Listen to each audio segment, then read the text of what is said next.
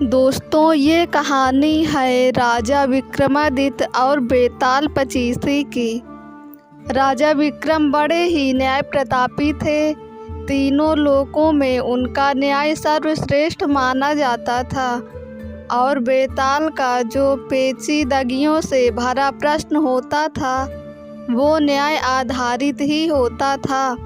इसी कारण सभी उनके न्याय को सुनने के लिए उत्सुक रहते थे। लेकिन जैसे ही वे उत्तर देते, बेताल उत्तर सुनने के बाद हवा में उड़ के भाग जाता, क्योंकि विक्रम ना बोलने की शर्त तोड़ देते। यहाँ एक और परेशानी थी कि बेताल कहानी के अंत में राजा विक्रम से कहता, यदि तू मेरे प्रश्न का उत्तर जानते हुए भी नहीं बताएगा तो मैं अपने योग बल से तुम्हारे सिर के टुकड़े टुकड़े कर दूंगा। विक्रम बाध्य हो जाते, क्योंकि उन्हें उत्तर ज्ञात होता था। यदि विक्रम चाहते तो बेताल की कहानियों से अपना ध्यान हटा सकते थे, जिसके फलस्वरूप वे कहानी ठीक से नहीं सुन पाते और उनको उत्तर भी पता नहीं होता। साथ ही ना बोलने की शर्त भी नहीं टूटती।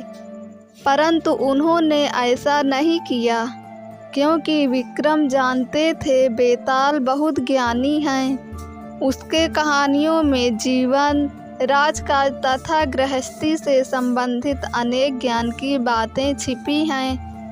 इस कारण वे बेताल की कहानियों को बड़े गौर से सुनते थे। दोस्तों, बेताल ने जो मनोरंजक कहानियाँ विक्रम को सुनाए थे, उन सभी को आदरणीय बेताल भट्टराव ने लिखा है, जो संस्कृत भाषा के कवि थे। ऐसा माना जाता है कि इनका जन्म कश्मीर में हुआ था। विक्रम और बेताल की कहानी बहुत रोचक भरी है। काशी में प्रताप मुकुट नाम का राजा राज्य करता था। उसके वज्र मुकुट नाम का एक बेटा था। एक दिन राजकुमार दीवान के लड़के को साथ लेकर शिकार खेलने जंगल गया। घूमते घूमते उन्हें तालाब मिला। उसके पानी में कमल खिले थे और हंस किलोल कर रहे थे। किनारों पर घने पेड़ थे, जिन पर पक्षी चहचहा रहे थे। दोनों मित्र वहां रुक गए और तालाब के पानी में हाथ मुंह धोकर ऊपर महादेव के मंदिर पर गए। घोड़ों को उन्होंने मंदिर के बाहर बांध दिया।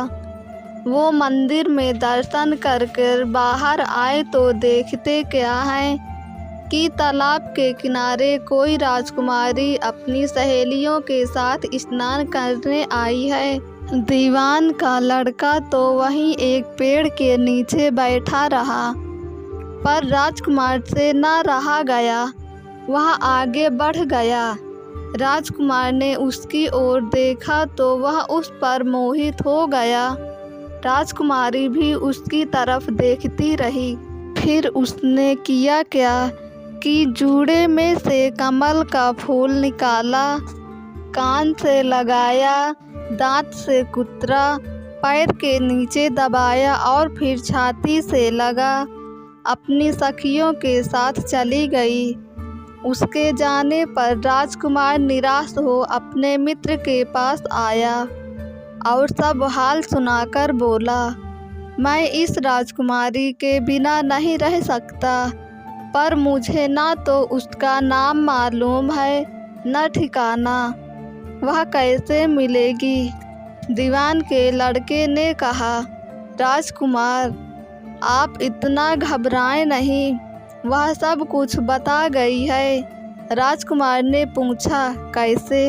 वह बोला, उसने कमल का फूल सिर से उतार कर कानों से लगाया तो उसने बताया कि मैं कर्नाटक की रहने वाली हूँ। दांत से कुतरा तो उसका मतलब था कि मैं दत्तावत राजा की बेटी हूँ। पाँव से दबाने का अर्थ था कि मेरा नाम पद्मावती है। और छाती से लगाकर उसने बताया कि तुम मेरे दिल में बस गए हो। इतना सुनना था कि राजकुमार खुशी से फूल उठा। बोला, अब मुझे कर्नाटक देश में ले चलो। दोनों मित्र वहाँ से चल दिए। घूमते फिरते सैर करते दोनों कई दिन बाद वहाँ पहुँचे। राजा के महल के पास गए तो एक बुढ़िया अपने द्वार पर बैठी चरखा काटती मिली।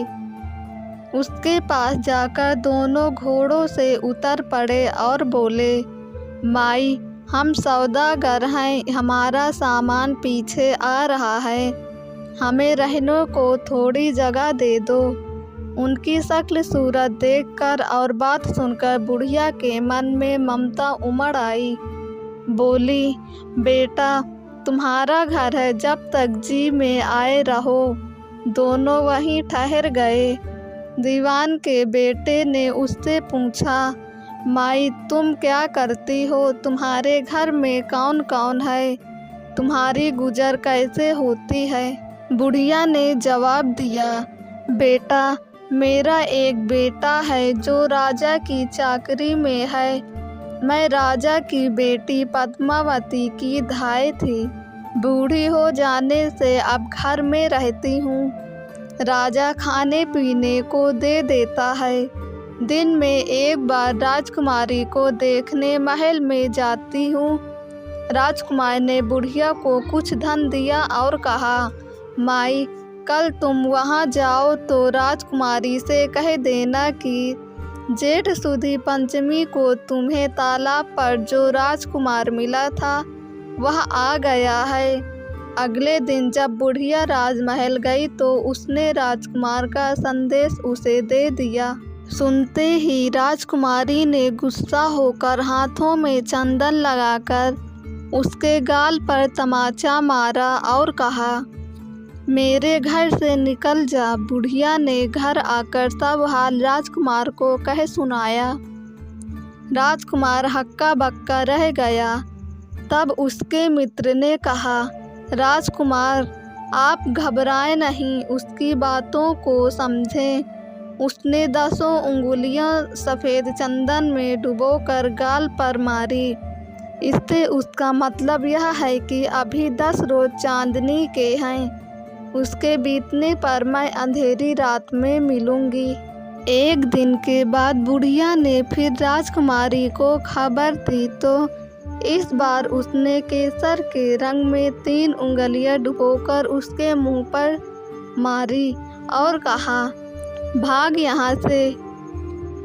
बुढ़िया ने आकर सारी बात सुना दी।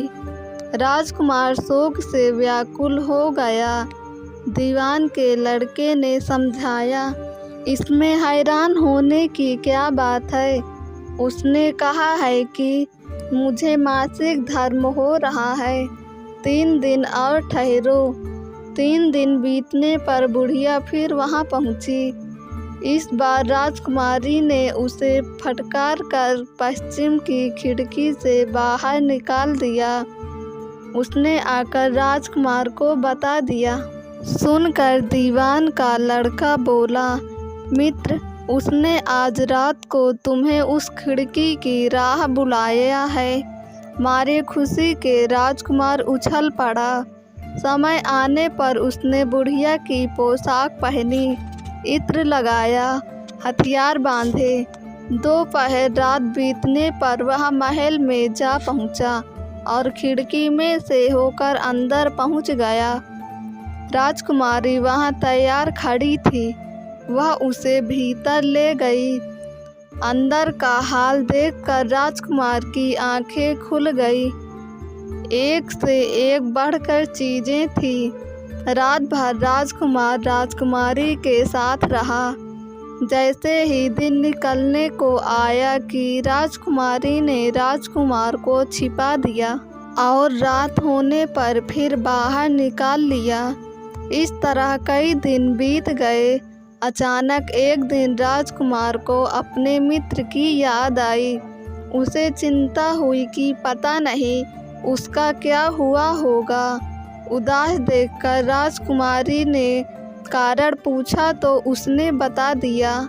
बोला, वह मेरा बड़ा प्यारा दोस्त है, बड़ा चतुर है। उसकी होशियारी ही से तो तुम मुझे मिल पाई हो। राजकुमारी ने कहा, मैं उसके लिए बढ़िया बढ़िया भोजन बनवाती हूँ, तुम बस उसे खिलाकर तसल्ली देकर लौट आना। खाना साथ में लेकर राजकुमार अपने मित्र के पास पहुँचा। वे महीने भर से मिले नहीं थे। राजकुमारी ने मिलने पर सारा हाल सुनाकर कहा कि राजकुमारी को मैंने तुम्हारी चतुराई की सारी बातें बता दी हैं, तभी तो उसने यह भोजन बनवाकर भेजा है। दीवान का लड़का सोच में पड़ गया। उसने कहा, यह तुमने अच्छा नहीं किया। राजकुमारी समझ गई कि जब तक मैं हूँ वह तुम्हें अपने बस में नहीं रख सकती, इसलिए उसने इस खाने में जहर मिलाकर भेजा है। यह कहकर दीवान के लड़के ने थाली में से एक लड्डू उठाकर कुत्ते के आगे डाल दिया। खाते ही कुत्ता मर गया। राजकुमार को बड़ा बुरा लगा। उसने कहा, ऐसी स्त्री से भगवान बचाए, मैं अब उसके पास नहीं जाऊंगा। दीवान की बेटी बोली, नहीं, अब ऐसा उपाय करना चाहिए जिससे हम उसे घर ले चलें। आज रात को तुम वहां जाओ। जब राजकुमारी सो जाए तो उसकी बाईं जांघ पर त्रिशूल का निशान बनाकर उसके गहने लेकर चले आना। राजकुमार ने ऐसा ही किया। उसके आने पर दीवान का बेटा उसे साथ ले योगी का भेष बना मरघट में जा बैठा और राजकुमार से कहा कि तुम ये गहने लेकर बाजार में बेच आओ। कोई पकड़े तो कह देना कि मेरे गुरु के पास चलो और उसे यहाँ ले आना। राजकुमार गहने लेकर शहर गया और महल के पास एक सुनार को उन्हें दिखाया। देखते ही सुनार ने उन्हें पहचान लिया और कोतवाल के पास ले गया। कोतवाल ने पूछा तो उसने कह दिया कि ये मेरे गुरु ने मुझे दिए हैं। गुरु को भी पकड़वा लिया गया। सब राजा के सामने पहुँचे। राजा ने पूछा, योगी महाराज, ये गहने आपको कहाँ से मिले? योगी बने दीवान के बेटे ने कहा, महाराज, मैं मसान में काली 14 को डाकनी मंत्र सिद्ध कर रहा था कि डाकनी आई। मैंने उसके गहने उतार लिए और उसकी बाईं जांघ में त्रिशूल का निशान बना दिया। इतना सुनकर राजा महल में गया और उसने रानी से कहा कि पद्मावती की बाईं जांघ पर देखो कि त्रिशूल का निशान तो नहीं है। रानी ने देखा तो सही में निशान था। राजा को बड़ा दुख हुआ। बाहर जाकर वह योगी को एक ओर ले जाकर बोला, महाराज, धर्मशास्त्र में खोटी स्त्रियों के लिए क्या दंड है? योगी ने जवाब दिया, राजन, ब्राह्मण, गाँव, स्त्री, लड़का और अपने आश्रय में रहने वाले से कोई खोटा काम हो जाए तो उसे देश निकाला दे देना चाहिए। यह सुनकर राजा ने पद्मावती को डोली में बिठाकर जंगल में छुड़वा दिया। राजकुमार और दीवान का बेटा तो ताक में बैठे ही थे। राजकुमारी को अकेली पाकर साथ ले अपने नगर में लौट आए और आनंद से रहने लगे। दोस्तों, अगर आपको मेरी ये कहानी पसंद आई हो तो कमेंट और शेयर ज़रूर करें। इसी तरह की कहानी को सुनने के लिए हमारे YouTube चैनल को सब्सक्राइब करें और बेल आइकन को क्लिक करें।